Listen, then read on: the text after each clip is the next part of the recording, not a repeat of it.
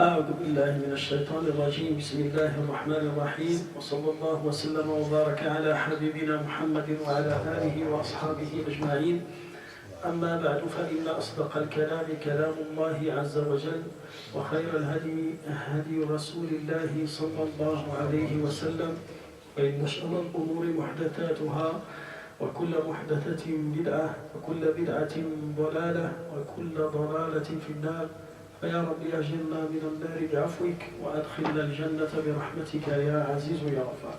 أيها الإخوة الكرام، لا نزال بفضل الله عز وجل نتحدث عن سعد بن أبي وقاص رضي الله عنه وأرضاه. عليكم السلام ورحمة الله وبركاته. هذا الصحابي الجليل هو أحد المبشرين بالجنة وأحد السابقين الأولين في الإسلام.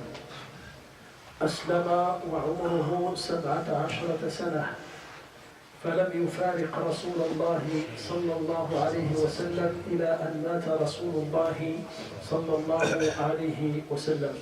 وسعد شارك مع رسول الله صلى الله عليه وسلم في كل الغزوات وفي كل المعارك. Inch'Allah, mes frères, toujours on parle sur le compagnon du prophète sallallahu alayhi wa sallam qui s'appelle Sa'd ibn Abi Waqqas. Cet homme-là, il s'est converti à l'âge de 17 ans. Il a participé avec le prophète alayhi salatu wa salam et les musulmans dans tous les combats contre les Qurayshites et contre les ennemis du prophète sallallahu alayhi wa sallam. Il n'a raté aucun combat. Il a participé dans le combat de Badr, comme il a participé dans le combat de Uhud, il a participé dans le combat de Tabouk, il a participé dans le combat de Fath, le jour de l'ouverture de la Mecque, et il a participé avec le prophète alayhi as-salatu was-salam. Et il va continuer à participer dans les combats avec le premier calife Abu Bakr Siddiq radiyallahu anhu wa ardah, et il va participer aussi à la période de Omar ibn al-Khattab radiyallahu anhu wa ardah. Pour vous montrer que Sa'd ibn Abi Waqqas, il est resté longtemps après le décès du prophète sallallahu alayhi wa sallam. مدة طويلة بعد وفاة النبي صلى الله عليه وسلم. Vous vous rappelez le jour où il est tombé malade à la Mecque et le prophète est parti le visiter. C'était le jour de l'ouverture de Mecca. Ça veut dire qu'il y avait à peu près 10 ans après l'immigration. 10 ans après l'immigration. Sa'd ibn Abi Waqqas, il va vivre après cet événement. Il est tombé malade. Et il a proposé au prophète sallallahu alayhi wa sallam de prendre tout son argent fi sabilillah. Et le prophète lui a dit non, garde ton argent. Et il a accepté de prendre le tiers de son argent. Alors Sa'd ibn Abi Waqqas, il va rester combien d'années après le prophète sallallahu alayhi wa sallam, après cette maladie-là? 45 ans. Il va regarder, il va vécu à l'époque de Abu Bakr, de Omar, de Uthman et de Ali. Et il va même avec Muawiyah ibn Abi Sufyan, ça veut dire il va passer avec 5 califes. Il va rester avec, subhanallah. Famaddallahu fi umri. Maddallahu fi umri. Alors imaginez, il s'est converti à l'âge de 17 ans. 17 ans parmi les premiers, ça veut dire au début de l'islam. Et le prophète, ça veut dire dans la première année après la révélation. Nabi sallam, il va rester vivant après la révélation 23 ans. Combien?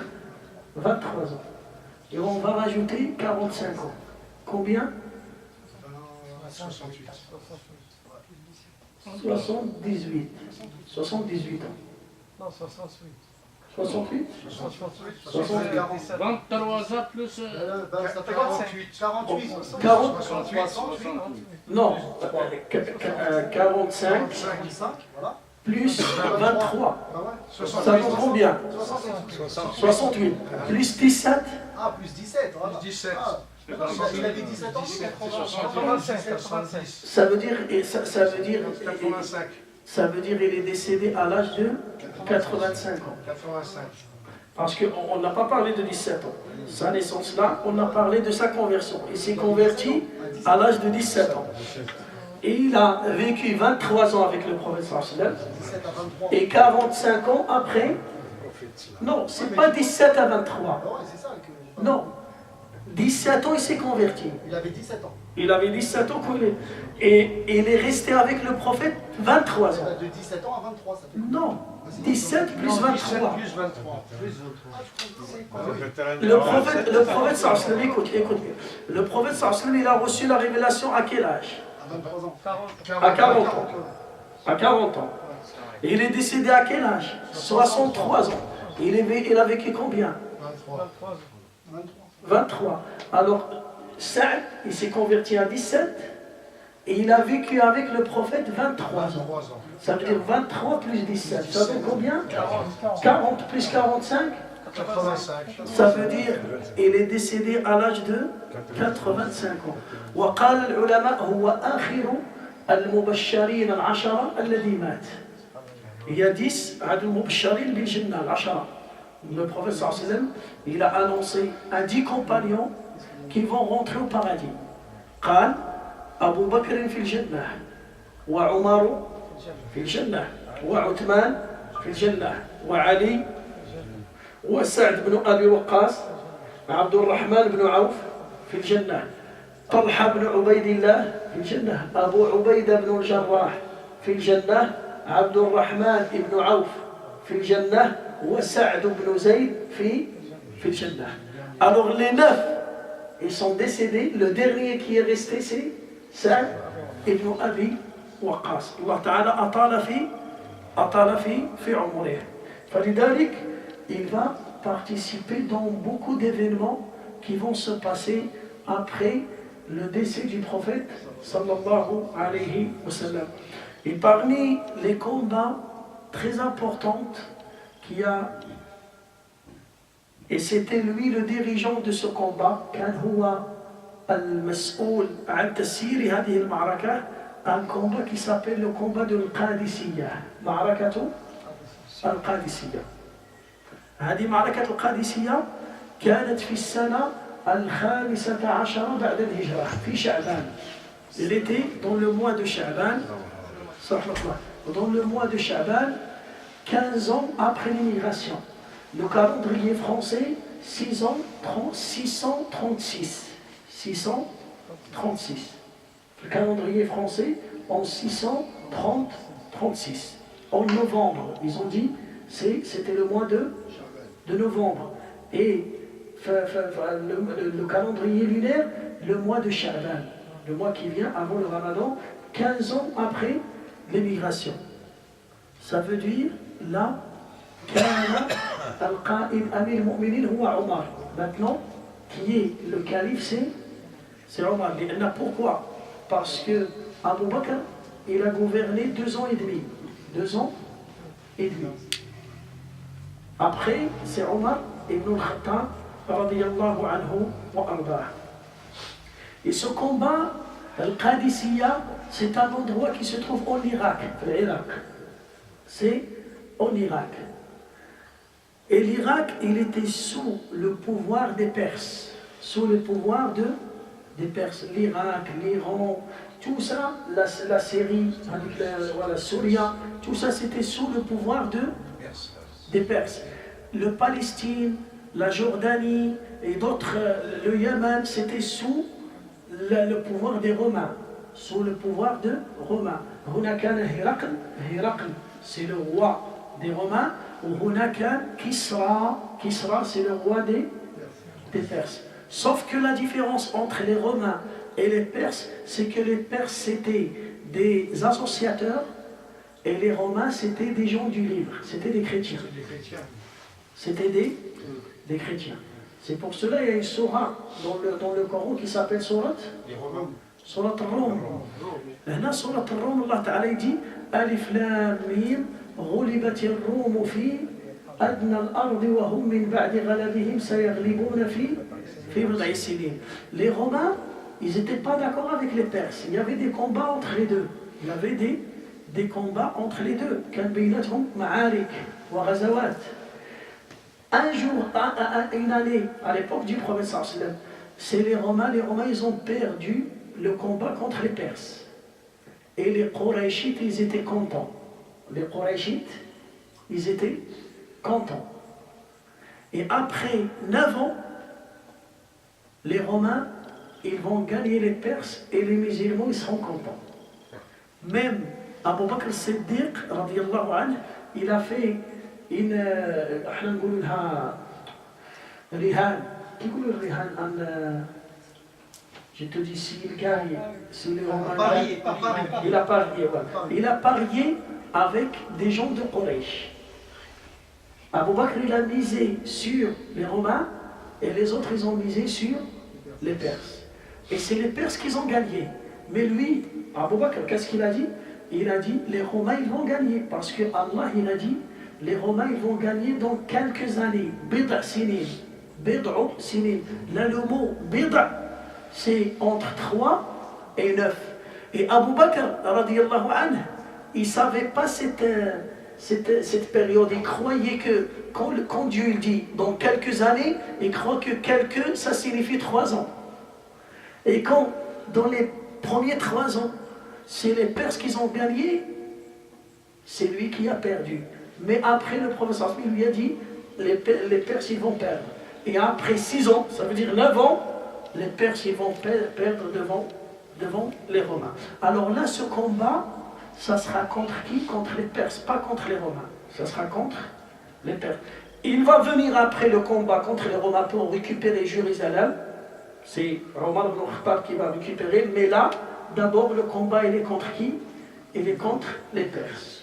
D'état en force. عمر بن الخطاب لما تجهز الفرس لقتال العرب قال عمر بن الخطاب والله لأضربن ملوك العجم بملوك العرب.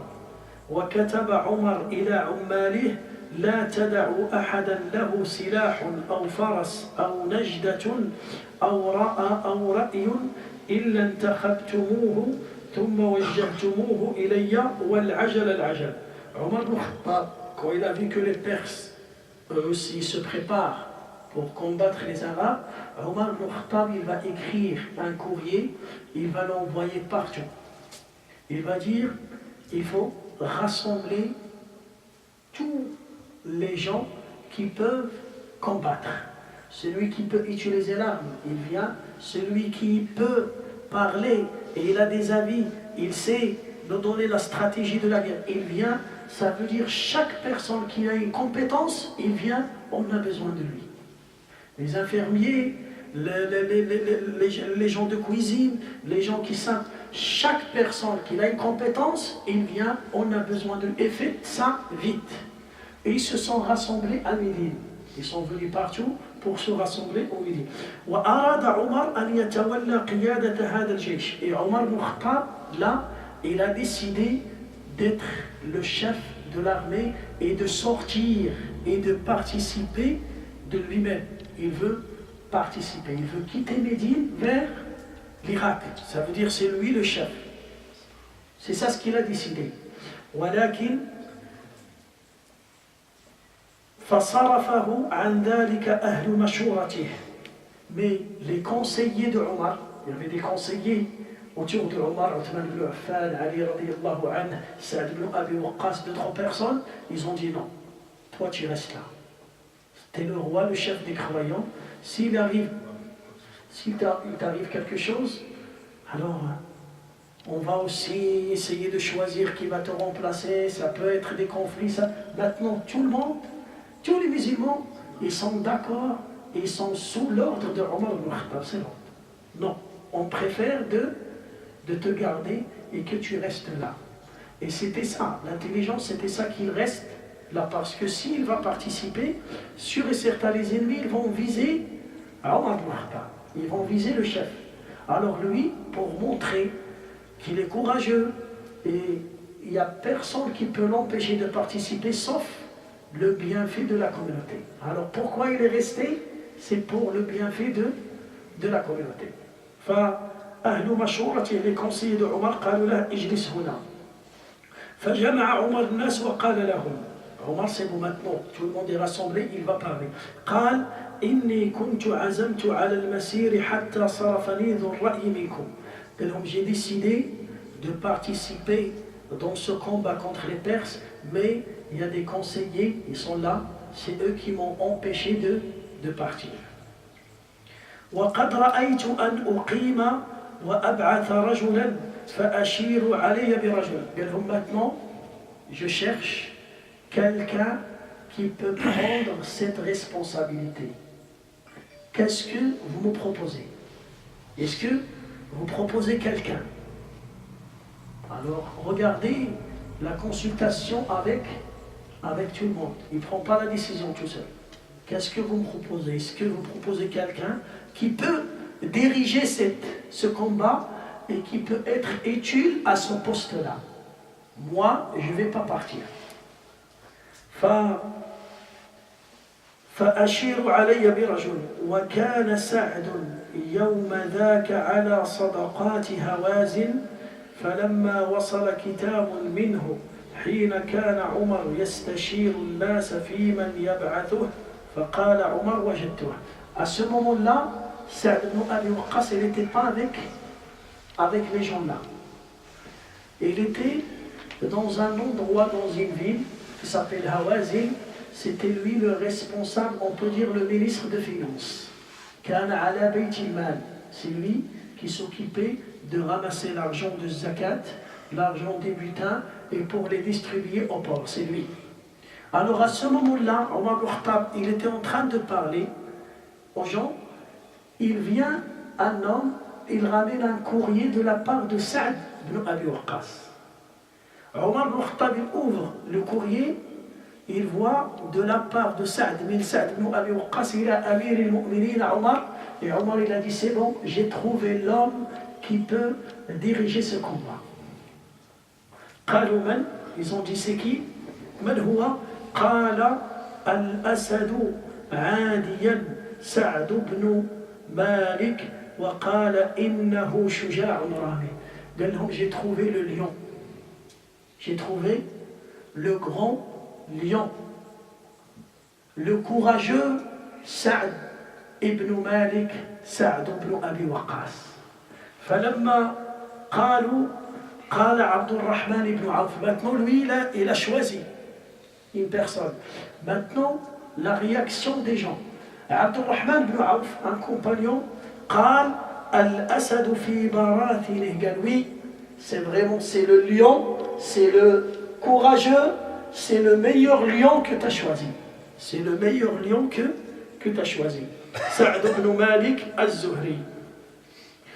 ويستدعي عمر سعدا ويقول له إني قد وليتك حرب العراق فاحفظ وصيتي. Alors là, Saad ibn Abi Waqqas, il va y arriver.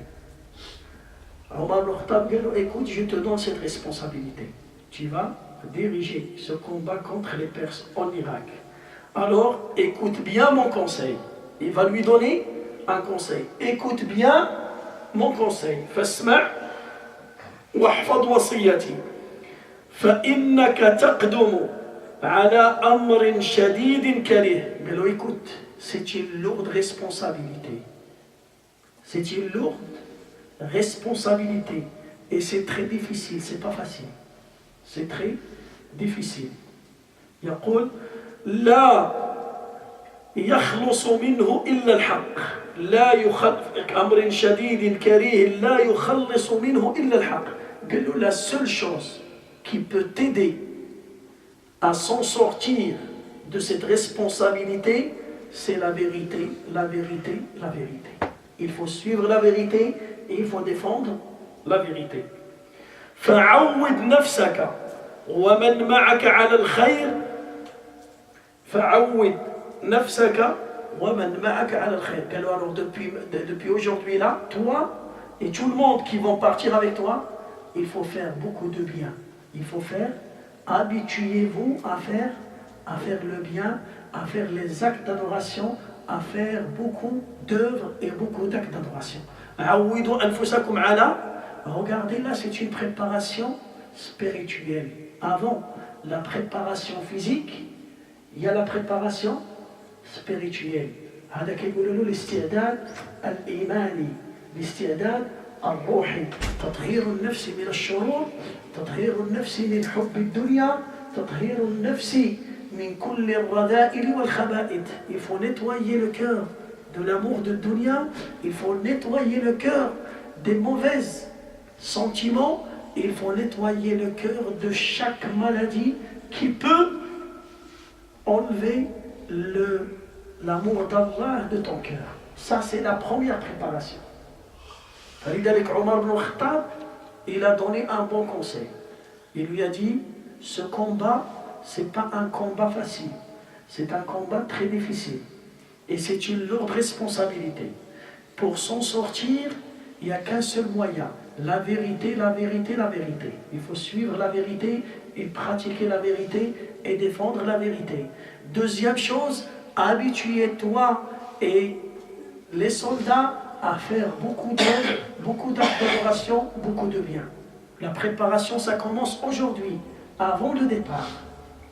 يقول له فعود نفسك ومن معك الخير واستفتح به واعلم أن لكل عدة عتادا وعتاد الخير الصبر فاصبر على ما أصابك. قال له écoute, fais beaucoup de bien et avant de commencer chaque combat et avant de prendre aucune décision, il faut faire des actes d'adoration avant de prendre la décision. Bel matin. Nous, normalement, on a une prière qui s'appelle la prière de consultation. Salat l'istikhara. Salat l'istikhara, avant de prendre une décision, même si c'est une décision qui est minime, ça rira.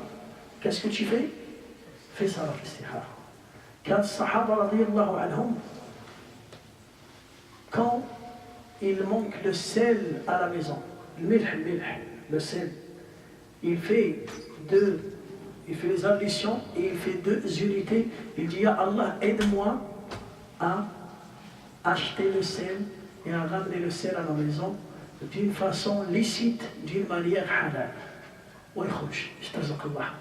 كذلك il lui a dit, toi, avant de prendre une décision, il faut faire un acte d'adoration avant. Istaftih bil khayr. Ouvre cette difficulté par un bien. دائما صدقة, صلاة, صيام, dua, قراءة القرآن, بر الوالدين. Tous ces actes d'adoration, il faut le faire avant de prendre aucune décision. هنا يقول له écoute.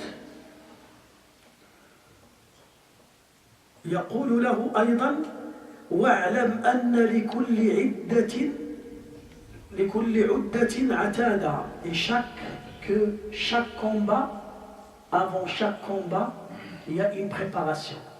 Avant chaque combat, il y a une préparation, il y a des armes à préparer avant ça. Écoute, يقول له وعتاد الخير الصبر. Et l'arme qui t'aide pour faire le bien, c'est la patience. L'arme fatale qui t'aide à faire le bien, à adorer Allah, c'est quoi? C'est la patience. الصبر. وهذا ما يسميه العلماء الصبر على الطاعة. الصبر على الطاعة. On s'appelle, il y a 3 catégories de patience. هنالك 3 أنواع من الصبر. الصبر على الطاعة والصبر عن المعصية والصبر على المصيبة. Il y a trois catégories de patience. Il y a la patience au moment d'épreuve, au moment de catastrophe. Il y a la patience pour adorer Allah, pour faire le bien. Il y a la patience pour délaisser les péchés. Trois catégories de patience. الصبر على المأمور والصبر عن المحظور والصبر على المقدور. La patience au moment d'épreuve, ça, c'est pour tout le monde. C'est rare les gens. Pourquoi? Parce que tu ne vas pas changer le destin. À la fin, tu vas patienter. Sauf que il y a une différence entre quelqu'un qui patiente et il accepte le destin d'Allah et quelqu'un qui patiente, mais il refuse le destin d'Allah. Lui, il va patienter. Il n'y a pas ça yasbir. Walakin, il y a une différence entre la patience positive et la patience négative. La patience négative, c'est le fait de patienter avec le corps, mais le cœur, il ne fait pas ça. Et la bouche, il dit des mauvaises paroles contre Allah et contre le destin. Le Nabi sallallahu alayhi wa sallam, quand il a perdu son fils Ibrahim, à 18 mois, il l'a porté dans ses bras pour l'enterrer. Il commence à pleurer. Autour de Sahaba, كان في وسط الصحابة بدأ يبكي. فقالوا يا رسول الله, pourquoi tu pleures? Toi tu le dis, il faut patienter au moment d'épreuve, il faut patienter au moment où on est touché par une musiba. Enfin, pourquoi ya Rasul Allah tu le fais ça?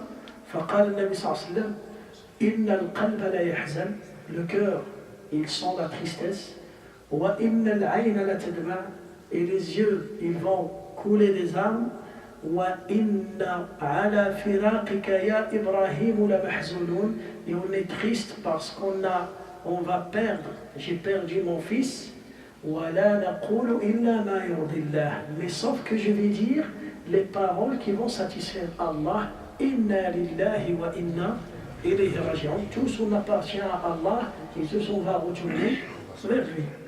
Alors là, il a pleuré et il a dit que je sens la tristesse, mais là c'est une patience positive qui nous a montré que cette patience est positive, c'est les paroles qui vont sortir de sa bouche. Il a dit ya Allah, on accepte ton destin. Mais la patience négative, sabr, alladhi huwa fihi shar, tu es patient, tu ne peux pas changer, mais tu dis pourquoi ya Allah t'a pris mon fils? Pourquoi moi? Pourquoi maintenant? Pourquoi pas plus tard? Il est encore petit. Qu'est-ce qu'il a fait? Il n'a rien fait. Il est innocent. C'est un ange. Pourquoi? Alors là, lui, il ne va rien changer, mais il a refusé le destin par sa bouche. فلذلك هنا عمر بن الخطاب il lui dit écoute, si tu veux faire le bien, c'est pas facile, il faut patienter. Tu veux prier, c'est pas facile. Il faut avoir une patience. Pour se lever, faire salat subh, et tu viens en plein froid, et tu viens à la mosquée pour faire salat dhuhr, pour faire salat al-asr, pour rester à la mosquée et écouter, pour visiter quelqu'un qui est malade, pour patienter avec ta femme, pour patienter avec tes enfants, avec tes parents, c'est pas facile. Il faut la patience. Là, vous devez là, mais le sabr. هنا عمر بن الخطاب يقول له يا سعد, يقول له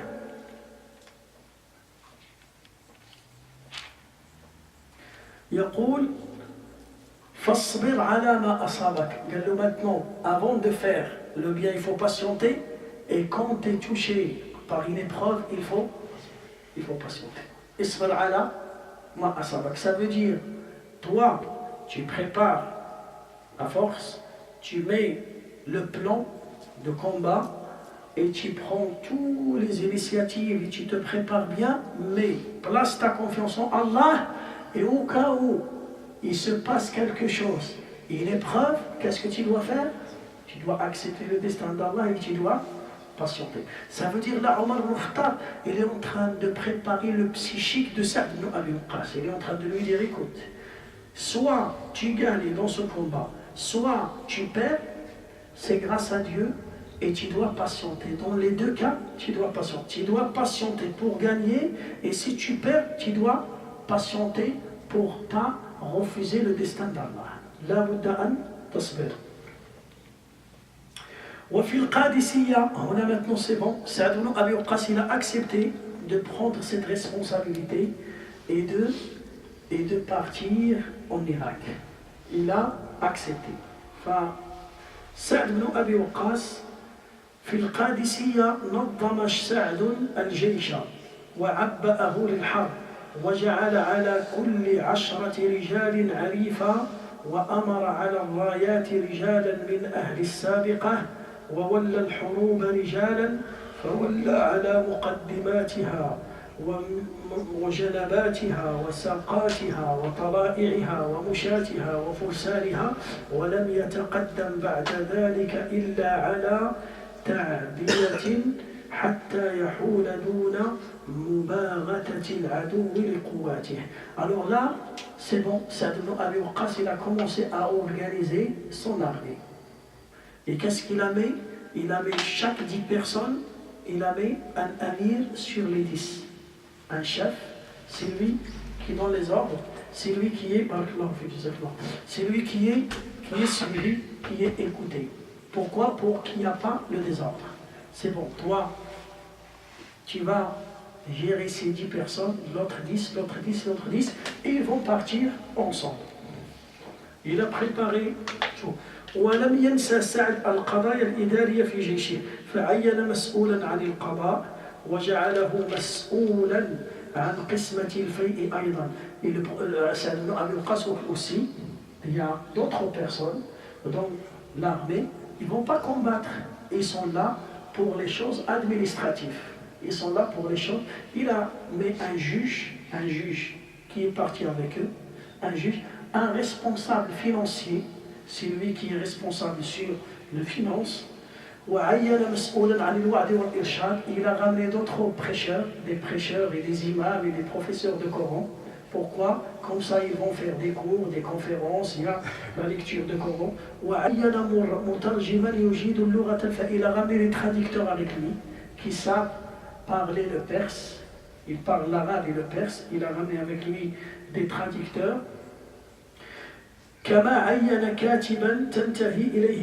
Aussi, il a ramené des gens qui vont écrire, des secrétaires, on peut dire des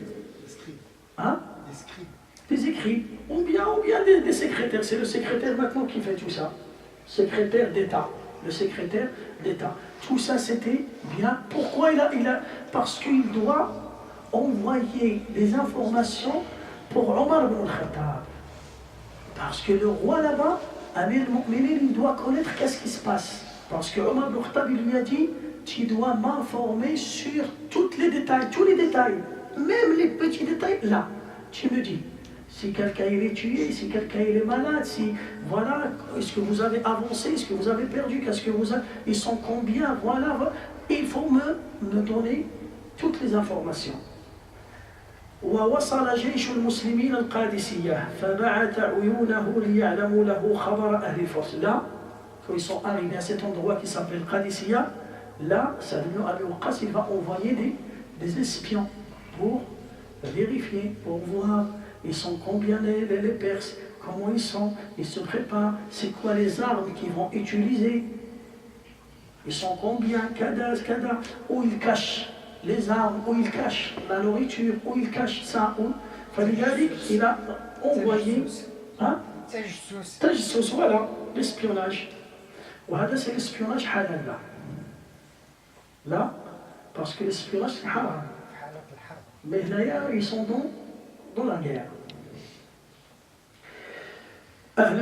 ليعلم له خبر أهل فارس ثم أرسل بعد المفارز للإغارة على المناطق المجاورة فعادت كلها بالفتح والغنم. Après, il va envoyer des groupes qui vont attaquer des petits villages qui sont sous le pouvoir des Perses.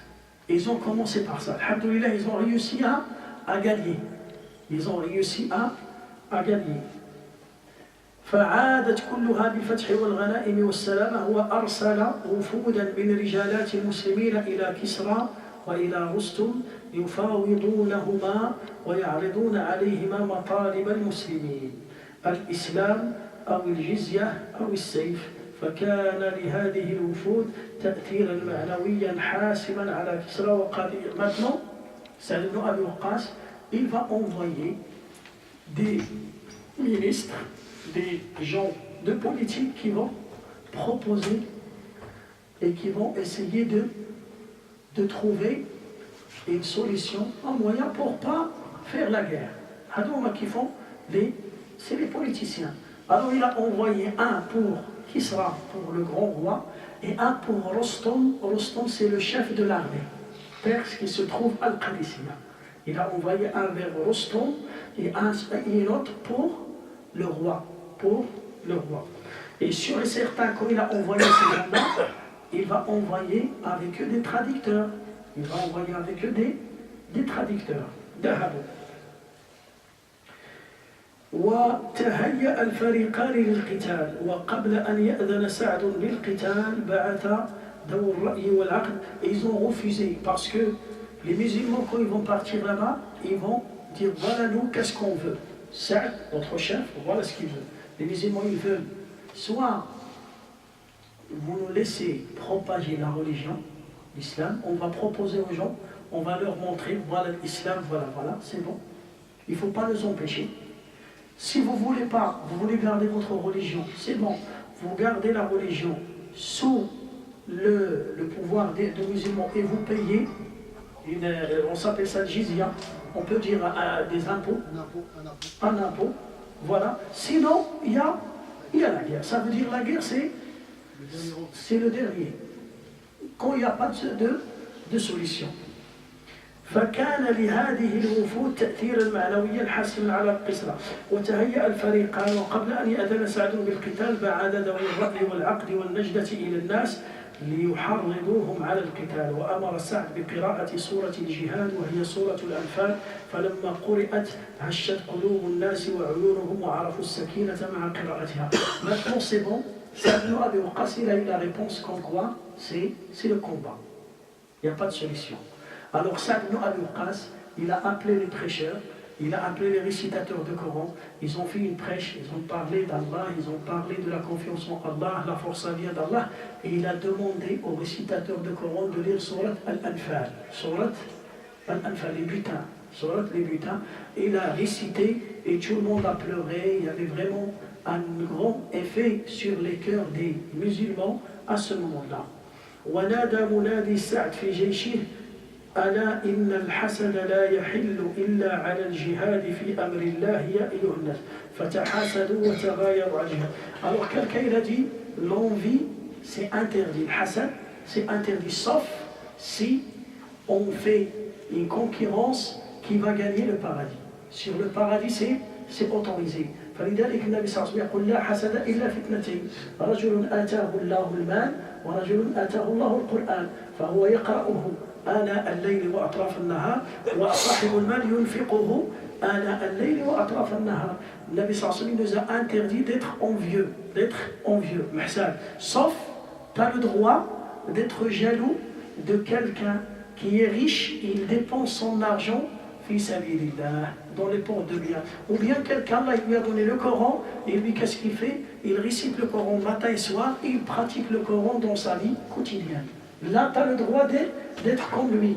Tu demandes à Allah et tu as le droit d'être jaloux. وتحالفت الأمراض على البطل القائد العام سعد فأصابته بعرق النساء وبحبول ودمامير منعته من الركوب بل حتى من الجلوس فلم يستطع أن يركب ولا أن يجلس فاعتلى القصر وأكب من فوقه على وسادة في صدره يشرف على الناس. Là, Saad ibn Abi Waqqas, il va tomber malade. Il va tomber malade d'une maladie qui s'appelle Irqun Nisa. Et une autre maladie, on s'appelle ça le bawasir. Le bawasir, c'est une maladie qui touche les fesses, les grands intestins. Il t'empêche de s'asseoir. Il ne peut pas s'asseoir. Comme ça, sur ses fesses. Il ne peut pas monter sur un cheval.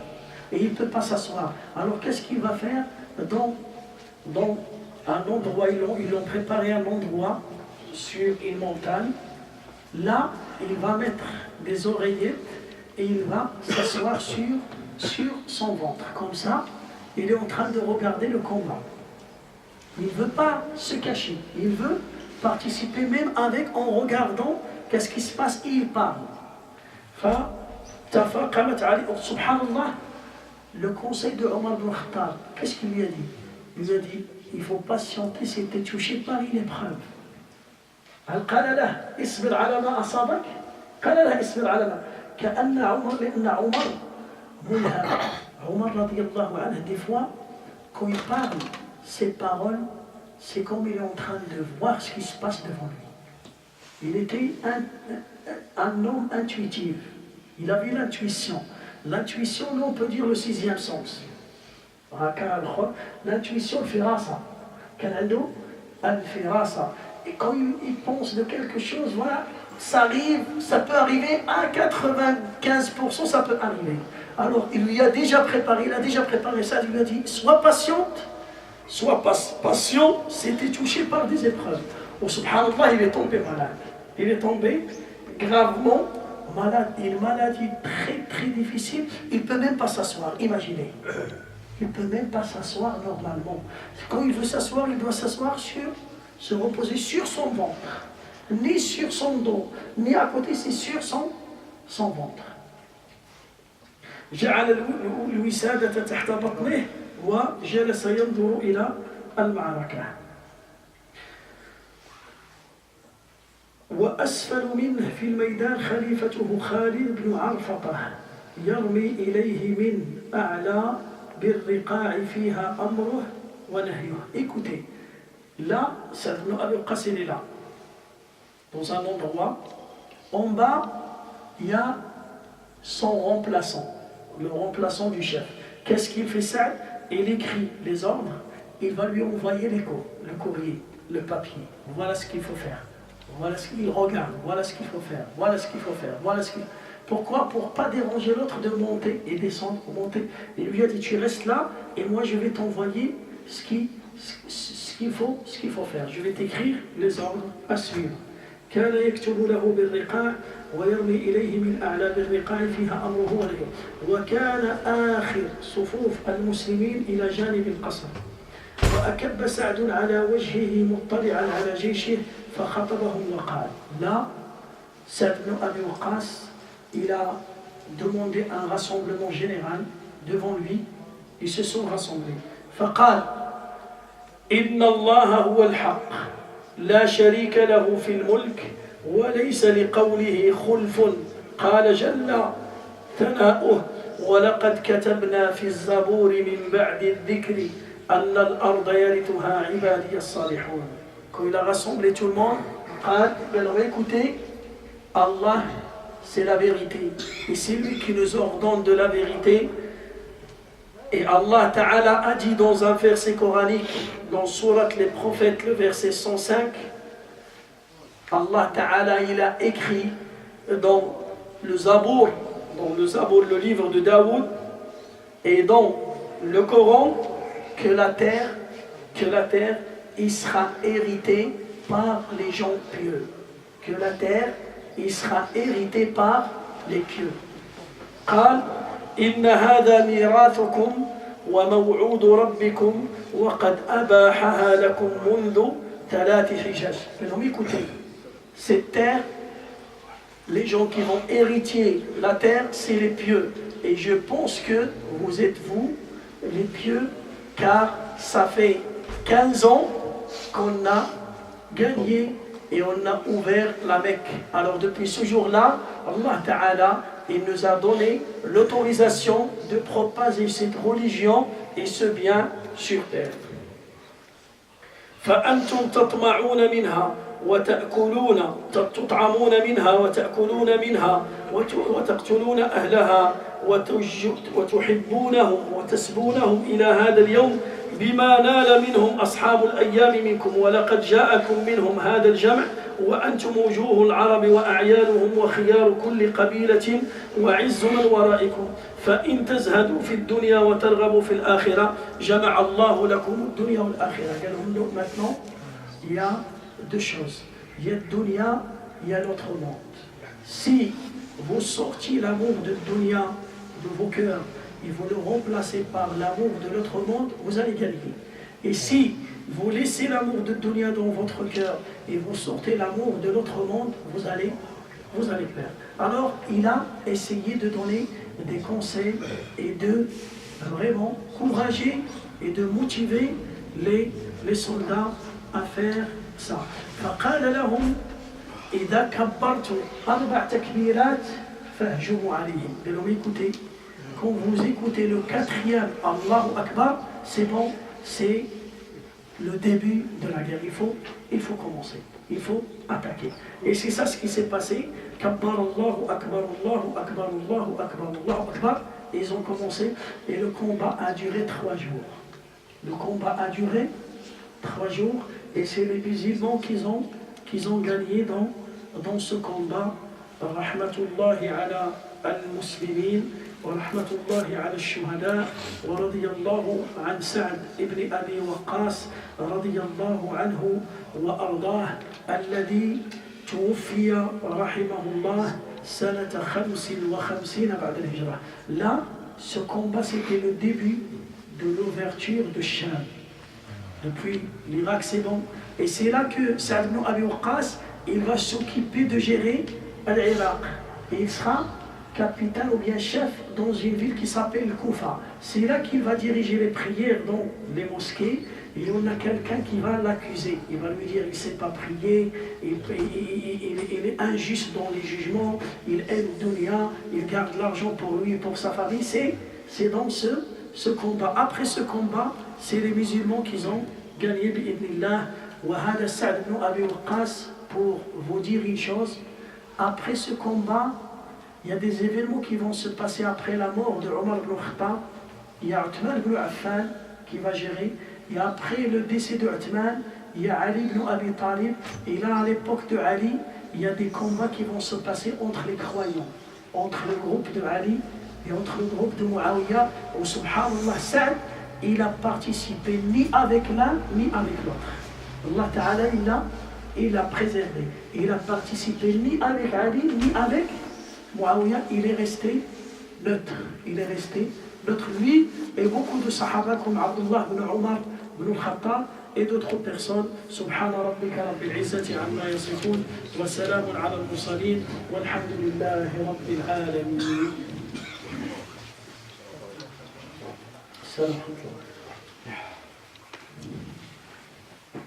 Allahu Akbar, Allahu Akbar.